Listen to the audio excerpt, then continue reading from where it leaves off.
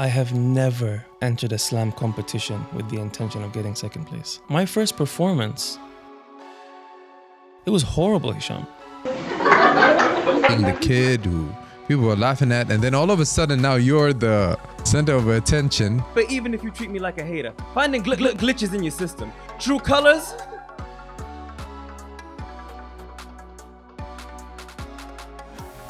Salem Al Attas, show him some love, everybody. I am always there to win.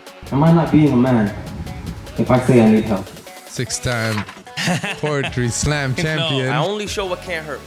Like whatever, desert me. Like it takes more than a few words to heal. What do you feel? One of the biggest fears I had was being invisible. Welcome to HPM. In this show, we bring you different high performers from different walks of life with the aim to discover what is the mindset that enables them to continuously perform at a high level. All right, before we kick off with today's episode, if you can do me the small favor and subscribe to this channel, I'll truly appreciate it, and it'll help me bring you more and more high performers to the show. This is the High Performance Mindset, and today's guest is Salem Al Attas. Enjoy this episode.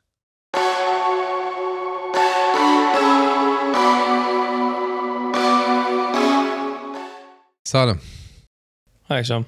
in one of your performances, Yes. you mentioned that you as a poet struggle with being honest. Yes. When I was growing up, my father told me that his father taught him that they had a script that they would follow. And the script was, why do people lie? And my father would answer, because they're afraid of the truth. And my grandfather would say, are you afraid of the truth? And my dad would say no. And my father is one of the most honest people I know. But that wasn't the case for me when it came to being afraid of the truth or not. Because the truth oftentimes could be terrifying. The truth could be that I'm a failure. The truth could be I didn't do well in school. The truth could be I'm not who I think I am. And so when I am on stage, I get to be, the truth doesn't have to dictate who I am when I'm on stage. But when the kind of person I was portraying on stage and the person I was off stage were starting to mix, and I didn't know where one began and one ended. And you find that with actors who, they almost become the characters that they're most identified with. I was uncomfortable with it, but I didn't know what to do about it. And when I finally had to write a poem about myself, that's when I started to feel like I sound more like myself. Like, I even remember a poet saying, I didn't even know who was on stage, but when I heard how they were talking, I knew it was you because it sounded like you. And that was the first time I'd ever gotten that compliment. People have told me they love my work. People have told me they like my poetry. They thought it was funny, all those things, but they never said I really sounded like you. And that's when I knew I was onto something. And I have been trying aggressively to pursue that. As an audience who's been witnessing your work, Yeah. there was that gradual shift. Yep. But the more you dived deeper into yourself, the more I feel like you separated yourself from the rest. So here's the thing. We all start in the same place, which is we like poetry. We want to write poetry. Oh, I guess I can perform my poetry. Well, now I'm just reading it because I don't know how to perform yet. So I'm reading my poetry. Oh, I watched other people perform. I like how they're performing. I'm going to do it how they do it because that's the way to do it. And so for everybody, that might be different, right? For me, it was Def Jam poetry. People like Black Eyes, people like Shaheen, people like Genuine. These three were my model for how to perform back in 2012.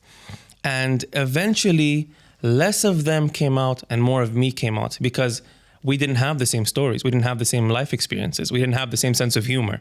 And so my jokes, my experiences, my troubles, they slowly started, the more complicated my life, my problems, my solutions, myself became, the more I started to sound like myself. And so you have to ask poets, why are you having such a hard time expressing yourself like yourself? And it's not necessarily a wrong thing, because the way you perform is only an element of what makes a good performance. Some people are monotone, and yet they grip the crowd and everyone's just sitting like this watching them. And some people are like me, where you're like a petulant child in the beginning, yelling and trying to look at me, I need your attention, and everything in between.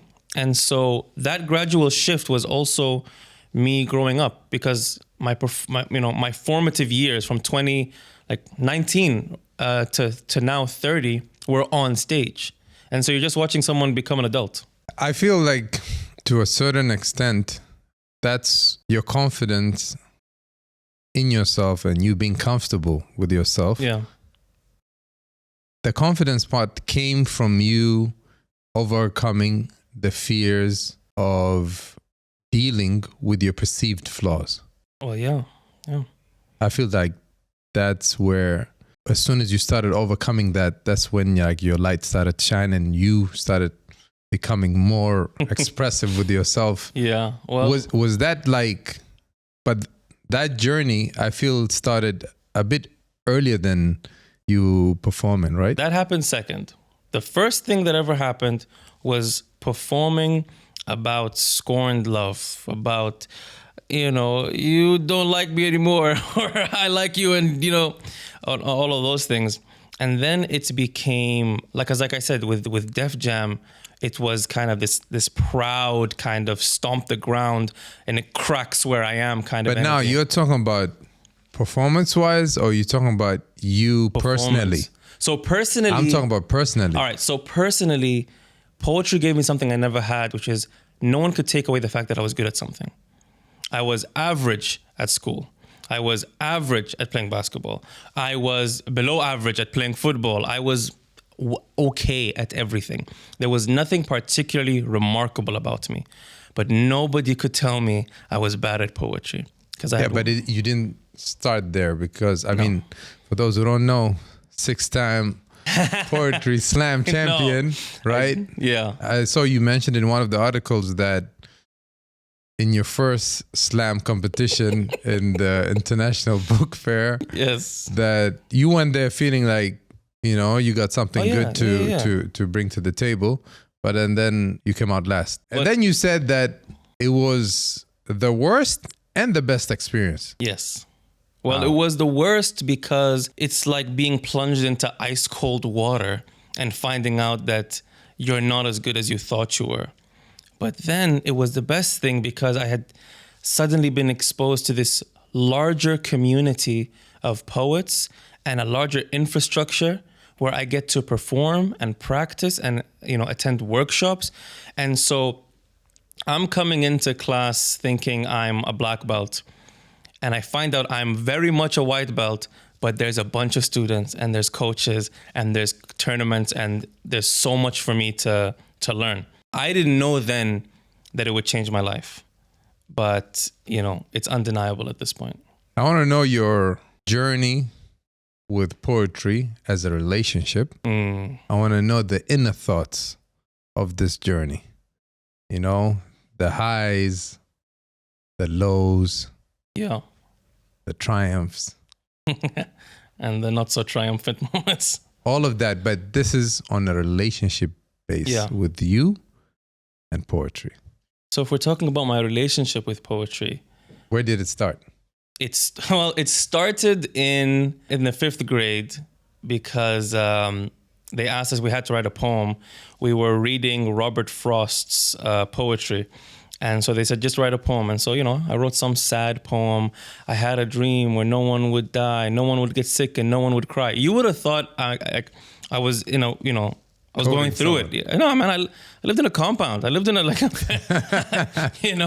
was security around, you know what I mean? Like, I lived in a gated neighborhood, but that's what I thought what you're supposed to write when you write poetry. And then, when I was like in middle school, I would just write, I used to just like to rhyme. So I just write poetry and, as just a fun linguistic exercise. And I stopped for a long time. I wasn't really writing in high school. I wasn't really writing whatever. And then when I got the opportunity to perform at an open mic, because we got an email saying, there's an open mic who wants to perform, I wrote a poem and I printed it on my A4 piece of paper and I went to go and perform it. And the way the crowd reacted is what changed my relationship from a casual one to a much more intense one. because the feeling that I got from the crowd laughing at the jokes and applauding me, it was intense. I didn't know what to do with that. And that went on for like 2-3 years, where it was just, I'm willing to give up whatever to do this. Nothing else really mattered other than writing and performing. And that intensity permeated through me when I was on stage, because you knew when I was on there, that's the only thing I wanted to do, and that's the only thing that mattered to me. The shift happened when I graduated, because suddenly I no longer needed poetry to feel good about myself. Because the thing that was keeping me down was because I was struggling with my studies. So when I finally graduated, this relationship looked different. And I didn't know what to do with this relationship anymore, because I don't need you anymore, and I don't know how to be with you if I don't need you. And so I took breaks. Eventually, I taught myself first how to go to an open mic and not perform. Just be someone in the audience. Because if the list was full, I would leave. What am I there for? Which is a ridiculous thing to say, but that is genuinely how I felt. Over time, my role with poetry just became, I love spending time with you on my terms and not on poetry's terms. And so I'll write when I feel like, I'll perform when I feel like, and now I get to see poetry in my life for what it is. It's something that I needed as a protector, but that role of protection became outdated. And now I just need you to be my friend. In that way, that's when I had like the golden time. I was writing freely. I was being more experimental with my poetry. I was trying things. And then I started making money. And that changed things too, because I was making money off of this friendship that I have. And so suddenly the relationship became much more commercial, much more professional. My favorite example to compare two people is George R.R. Martin, the writer of the Game of Thrones series, and Stephen King. Stephen King, he sits for 3 months, he writes a book, he writes 6 pages every day, he finishes it up, sends it to his editor, khalas. And he just churns out books like this. And I'm sure that, there's other artists like that, like John Grisham. The guy has like 30 books or something. George R.R. Martin only writes when inspiration hits. So you have someone who has a professional relationship with writing, and you have someone who has a romantic relationship with writing. I loved the idea of a romantic relationship, but practically I needed a more professional one. And it got to the point where I didn't even know how to write a poem I wanted to write. I could write something for a company, I could write something for a blog, I could write something for a social media post, but I didn't know how to write just because I was feeling something. You feel that part of your brain just... It atrophied, because poetry was such a big part of how I processed things. But I wasn't using it to process things anymore. I was using it because a company gave me a deadline, and I write in such a technical way. I don't want them to ask for a second draft. And if they ask for one, it's not their fault. It's because I failed. And so having that kind of relationship with poetry, with art, it's gonna strain things. So where I am right now is I'm striking the balance, where there's gonna be some for you and there's gonna be some for me. And so now I write poetry that I have no intention of ever performing, which I never would have done in the past. That was unheard of. Every time I used to write, I was thinking about what would it sound like on stage? What would it sound like to the crowd? I don't do that anymore. I have a bunch of poems that are just for my phone, that is just for me, that is just for me to share with the people I love. And that's allowed me to be more personal. Because obviously you don't want to share everything on stage, you know what I mean? So if you have to get your ears cleaned because somebody shoved a crayon in there, maybe I don't want to say that on stage, but that's something I'm going through and I want to talk about it in my poetry. So yeah, that's the relationship. But in terms of competition-wise, right? Or going to poetry slam sessions, events. Do you go there to just participate and share your poems? No. Or are you going there to knock everybody out and come out first? I have never entered a slam competition with the intention of getting second place. I am always there to win. And I'm very particular about how I go about it, especially in the beginning when I didn't have anything, when I was much more hungry. The way I would go about competitions is first, I do the most impactful and my best work first, because the judges are always the harshest in your first poem. They give the big scores towards the end, but they judge you the harshest. So I want to make sure that that one is the highest score, so I leave a space. I choose my poems based on the demographic of the poet, of the judges. So if the judges are all women, I'm going to do love poems. If the judges are more men who look like me and you, I'm going to talk about what it means like to be a man. If the judges are younger people, I'm going to try to be funnier, and so on and so forth. I would practice every day for weeks. These poems would be a part of who I am. I would go to smaller open mics and try out the material over and over and over again, like a stand-up comedian who goes to clubs before he performs at a theater doing his hour special. So when it finally came down to the night, that poem is as much a part of me as my fingers are. When did you realize that that's how much effort you need to put in? When a friend of mine who has a similar style to me challenged me. Abdul Nasser? Abdul Nasser, exactly. I love that. That friendly rivalry. So before Abdul Nasser, I lost my first one. That was fine. I didn't mind losing my first slam because I wasn't prepared. I didn't understand. My second one, I won. That was a great feeling. After that, I was eligible for the Grand Slam. I got second place. Hey, it's my first Grand Slam. It's not a problem. But I'm Rookie of the Year. You don't expect Rookie of the Year to become champion, right? So the next year, my friend Abdul Nasser joins the poetry scene. Abdul Nasser gets a standing ovation on his first performance. I had never gotten a standing ovation. That burned on the inside. And then Abdul Nasser wins a slam. Okay, that's fine. And then me and Abdul Nasser go against each other in a slam and he wins. Okay, well now I'm upset. So the next slam, I come for Abdul Nasser's throat and I demolish him. But I still got second place because of somebody else, Sara Souqi. And Sara Souqi can do poetry while also speaking in ALS. Oh. So she's doing it at the same time. She went for 30 seconds speaking in sign language and saying, when I speak like this, which one of us is deaf? How am I going to compete? What am I going to do? I was woefully unprepared for what she had to bring to the table that day. I killed him, but I didn't know she was coming, So this season, I'm 0 for 2. I'm runner-up both times. So me, Sara Souqi, Abdul Nasser Al Azri are at an event. And I'll never forget this. We're on the escalator, and Sara Souqi is looking at Abdul Nasser and she goes, so who do you think is going to get first place in the Grand Slam Championship? Because we know who's getting second. Oh. What? Okay. Oh. So keep in mind, at this point, I'm not eligible for the Grand Slam Championship. I lost the first one to Abdul Nasser, so he's eligible. I lost the second one to Sara Souqi, so she's eligible, but I'm not. So there's one more slam for the season. Both of them enter. They're eligible. They don't need to be in the...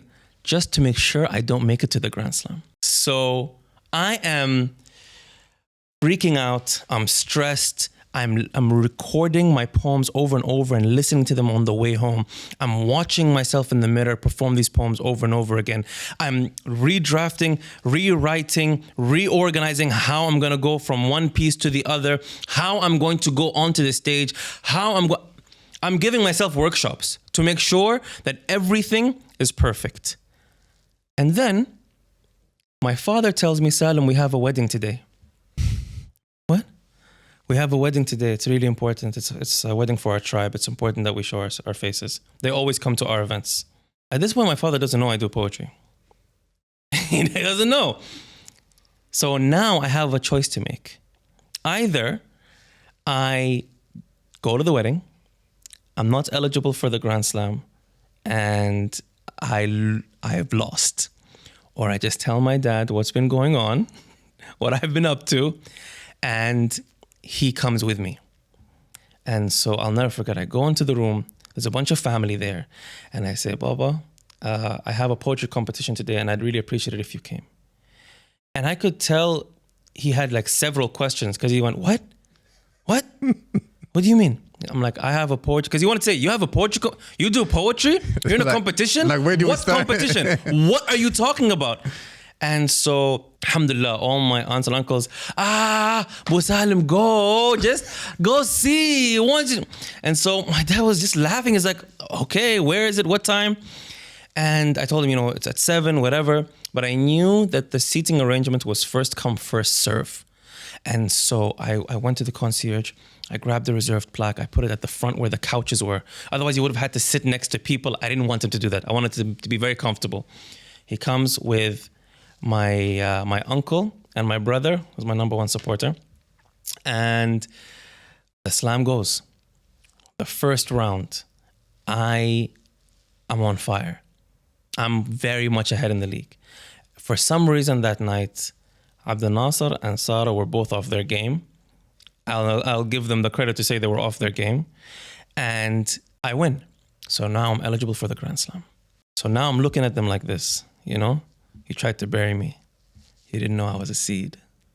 Now I'm coming for you. Because it really bothered me that they tried to get me out, but it also let me know you're so scared. You're terrified of me.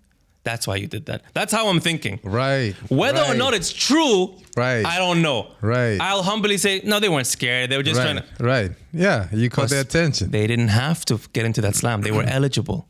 They wanted to. So me and Abdel Nasser have agreed. The first 2 rounds, we'll do the poetry we practiced. The third round, we are going to rip each other apart. And whoever wins after that wins. So the first round goes. What do you mean the first 2 rounds are the poetry you practiced? Sorry, I should and the have other explained. ones. So in poetry, the competitions are usually 2 rounds. And then if there's a tiebreaker, there's a 3rd round sudden death. So when Abdel Nasser beat me, it was just 2 rounds. But when I went against Abdel Nasser and I destroyed him, I somehow got into a tiebreaker with Sarah Souqi. And in that sudden death round, she killed me. So this time I was ready for everything. I had 4 poems ready, just so I had options to gauge on the night what I should be doing. So the first round goes. I do one of my favorite pieces at the time called What Do You See? And it was about, how we connect to the world and how we're much more similar and all of these beautiful things. And I'm like 4 points ahead of either of them. And then they go the second round. Abdel Nasser does a poem about his grandmother who was sick at the time, Allah yarhamha, and my grandmother, Hawa Khadija, Allah yarhamha. And part of the poem is in Swahili. So I'm crying, he's crying, the crowd is crying. He gets a perfect score on that round. So now, out of 60, Sarah Souqi is 58.7. Me and him are both 59.3. But because there's only 3 of us, they let us all go a final round. So Sarah Souqi goes first. She gets a 10, a 9.9, and a 9.9. So we just put our hands up and go, well, it was a fun, I guess we'll see who gets second. And then Abdel Nasser goes on. And keep in mind, this is the round where we're being brutal to each other. And man, he really hurt my feelings. He hurt my feelings so bad. He's like, I'm hard to get rid of, like your love handles. Oh. I didn't even have love handles at the time, so it hurts me more now. And he's like, I'll make you fade away like your hair. So like the crazy stuff like that. And at some point, because he's a taller guy, he looked down at me and he said, giants don't address ants. And that just lit a fire. So his score is 10, 10, 9.9. So he comes down and he says, you're going to have to get a perfect score to beat me. And he told me later on that the way I looked at him before I got on stage, without saying anything, let him know that he lost. Oh. So I got on stage and I am saying... Where do you feel that look came from? Did it came from preparation? Did it came from just the inner fire that you've been having boiling for the longest time? It came from knowing that I have a chance. That's all I needed. So you're telling me all I need to do is get a perfect score. So there's something to do. Because if, You're telling me no matter how high of a grade I get in the final, I can't pass. Nothing to do. But if you tell me you have to get 30 out of 30, but then you pass it, so I just have to get 30 out of 30. But that, for a lot of people be like, how am I supposed to get a perfect score? That's where everything else you said came in. The preparation, the slams that I had already won, and the fact that I went last. And I knew that whoever went after is going to win, because the rebuttal is always stronger than the opening statement. And so even when you're watching a debate, which parts usually get clipped, the opening statements or the rebuttals? It's always the rebuttals. And so I get on stage and I had a line ready for if he went before me. And I said, you're a poor copy for everyone to see. That's why when you're on the stage, they still hear me. And, I was like, you stole my blueprint. Like, that would revive you. Because his nickname was Nemo Sprinkles. I was like, your talent is like Nemo in the first half. We can't find you. And we just kept going and going and going. And then I did something I knew that none of them would expect. I switched gears and I talked to him about how much I love him, how much I appreciate our friendship, how much this camaraderie that we have is important, but not tonight. And then I went back to just bashing him and going crazy and stuff. And I was like, I want you to feel it in your bones, what you're about to see. The unlucky bandit who'll be the slam champ ×3. And I just put the mic and I walked off. Crowd went crazy. 10-10-10. Salem Al Attas is your Grand Slam champion. Man, that you really neglected every what if it doesn't work. I got that from my mother. My mother, I was talking to her once about how I don't know if I'm going to be able to finish this degree. I don't know if I can do this. Engineering is so difficult. And she was just folding clothes. And when I said that, she just turned to look at me and she's like, there is no if. There is no I can. You just have to do. You just do. And the way she made it sound so simple made me feel it was simple. It was because it was simple. Either you do it or you don't. You know what I mean? Either, it's like, oh, I'm too tired to do it. Then do it tired. I'm too scared to do it. Then do it scared. But you have to do it. And so I'm going against Slam champion Sara Souqi, Slam champion Abdel Nasser. They've both beaten me. I am surrounded by pressure and cameras and family and friends from all the different parts of my life. I had like 50 people show up when nobody would come to my events. And I mean, nobody. You would show up because you were my ride, because I had been doing this since before I got a license, okay? You were there because I needed you to be there. But nobody was coming to these things. Suddenly there's 50 people that care about me that are there. I have to beat them. I have to get a perfect score, which I had never done before. Didn't that cause more pressure on you? Pressure helps me focus. And so it's like pressure is like visors. When I have open deadlines, I can see all the distractions around me. But when I have a 0.1 margin of error, that's all I have. So that's all I can see. But was there preparation close to you performing in front of family that kind of helped?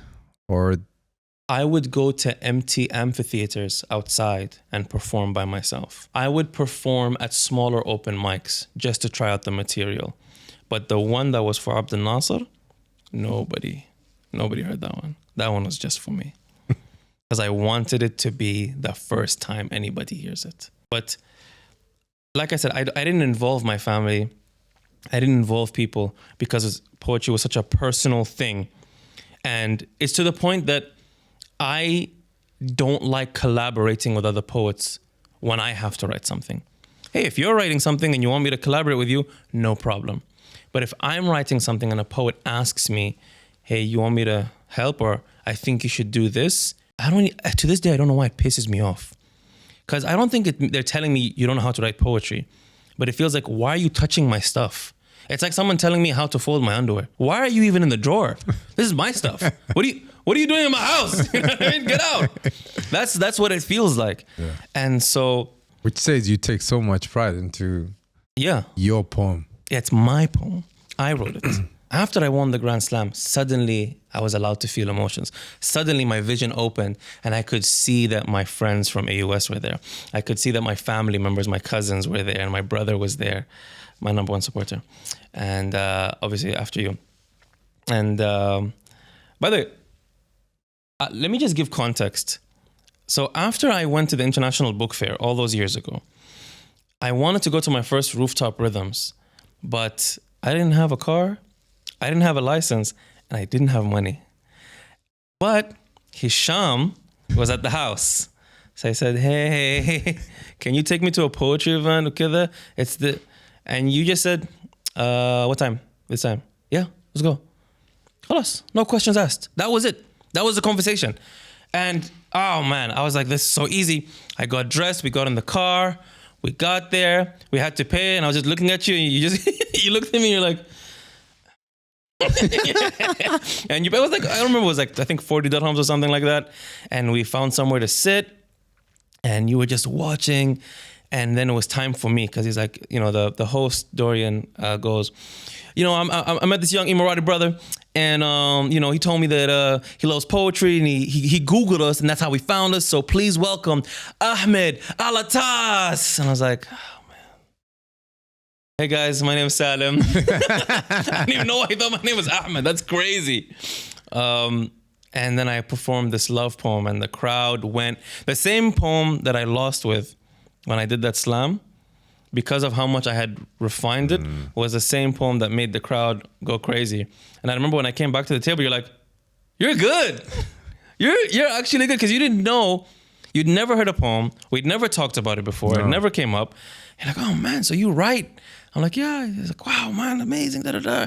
And then for like every event that you were in town, you'd come to the event with me. I remember there was one where you ordered a whole pizza for yourself and just sitting in the crowd, eating the pizza, and you're like, this person isn't very good.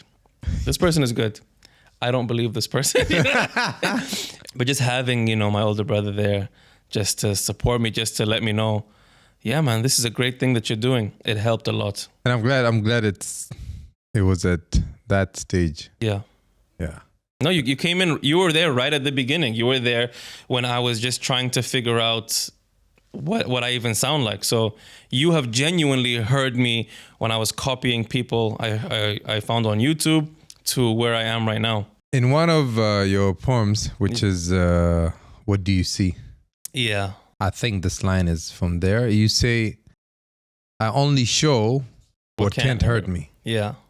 And when I heard that, I was like, that's so true. That's exactly what everybody does. Mm-hmm. But what do you mean by that? One of the biggest fears I had growing up was being invisible, was not being seen. And so being the attention seeker really helped in that way. And so I would try to hide the fact that I was insecure by seeming so arrogant. I would try to hide the fact that, I didn't like confrontation by being someone who would be hyper aggressive or hyper masculine in male settings. And because if I showed you that I was insecure, if I showed you that I was scared of rejection, could I trust you not to abuse that? Could I trust you not to hurt me? And growing up, the answer is no, I can't trust you. Kids are brutal, right? They bully you for anything and everything. They'll let you know your flaws. Oh yeah, they'll. So they made fun of my eyes. I don't even know how the word cooties got to Abu Dhabi in the 90s. But when they saw that I had eczema, ew, the guys would try to throw me to the girls so that they would run away in disgust of me. Dog, I'm in the second grade. You know how much that hurts? That's horrible, And so I would go on stage when I was 19. And the first thing I'd always say is, how's everybody doing? Before we start, I just want to make it clear, yes, I am this handsome. And the reason I used to say that was because I didn't think I was handsome. And I thought it was funny to say that. But once I thought I was handsome, I was like, oh, I just sound arrogant. I can't say, yes, I am handsome, because like, oh my God, look at this guy who thinks he is. What doing that is, this is me personally being extremely curious. And Going back to the first question I asked you, which is from your performance, you said that you struggle as a poet being honest. Yeah. Yet I see you being able to be so comfortable in the sense that you're being vulnerable and sharing stuff that man would definitely shy away from, right? Yeah. Such as what you just said. Somebody to come on stage and for me to just say, you know, I'm handsome and you meet it in a humorous way. Yeah. Where did that confidence come from? Well, that part wasn't confidence. That part was if I'm making the joke about myself, you're not laughing at me. We're laughing together. So that part wasn't. But the confidence came from whatever opinions you have of me won't hurt me. So I can say how I feel. I can be vulnerable. So I can go and I'll talk to another man one-on-one. Especially one-on-one, and I'll say, yeah, man, I've been insecure about my weight, and I'm trying to get it down, and I've been working on it, but it makes me feel sad. And I'll just look at them, and that gives them permission to be vulnerable, and they'll tell me, I feel the same way. I have a hard time buying T-shirts. I don't like how I look in photos, and then we can just have an honest conversation.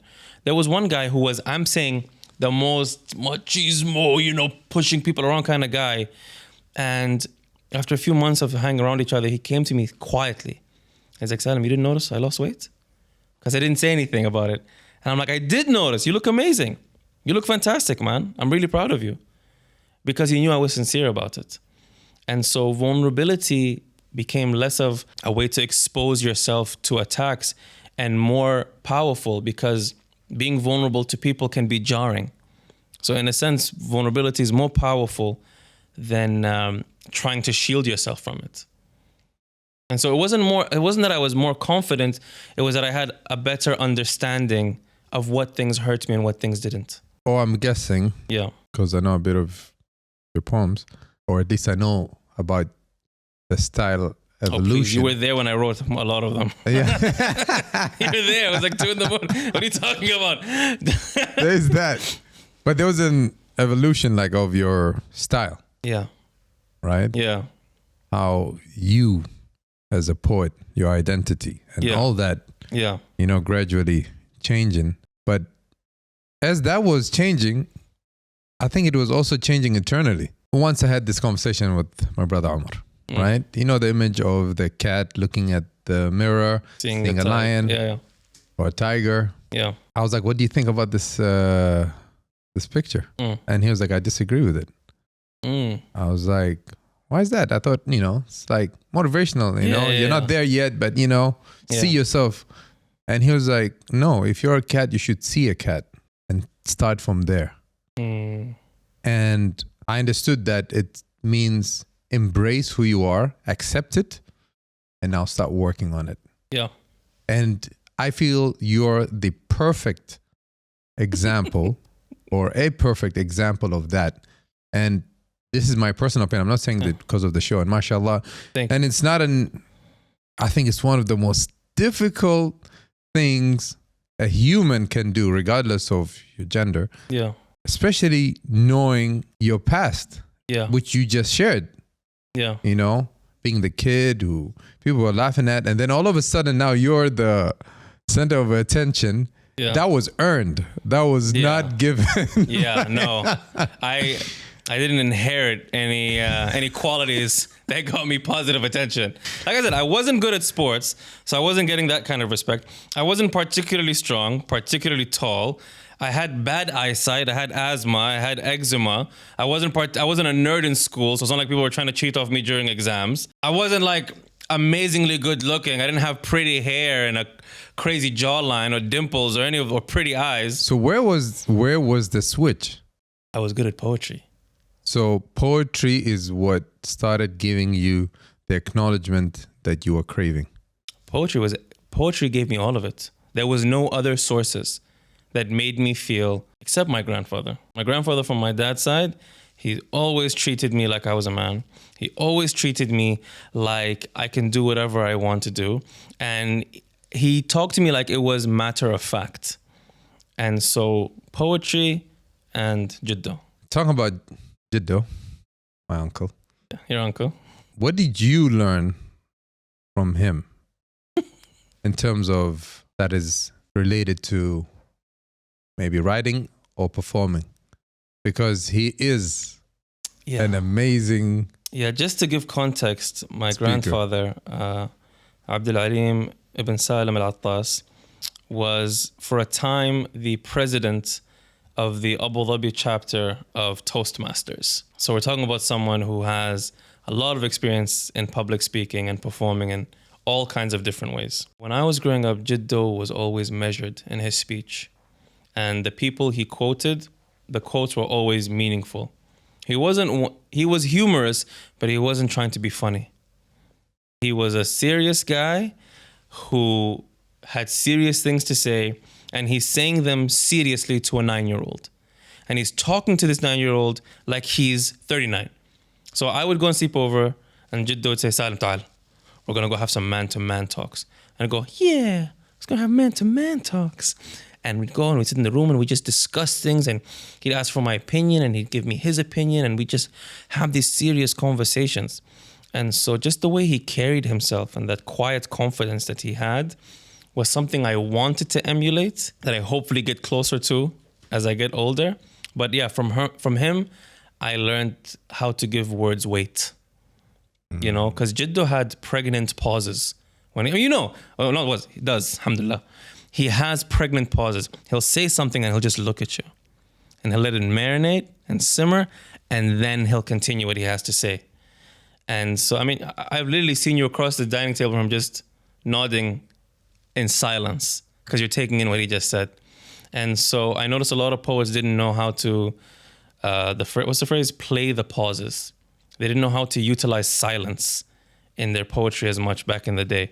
And so, yeah, that's what I learned from him. Mentioning about like how you write your poems. Yeah. You choose to discuss serious matters, values, but you always break it with a humorous line. And then you go right back. I can't help it because I like making jokes and I like the idea of being a funny person. It's just how I communicate in general. Even if we're having a serious conversation, I will crack a joke unless I feel it's insensitive to you. Because it won't be insensitive to me if we're talking about me.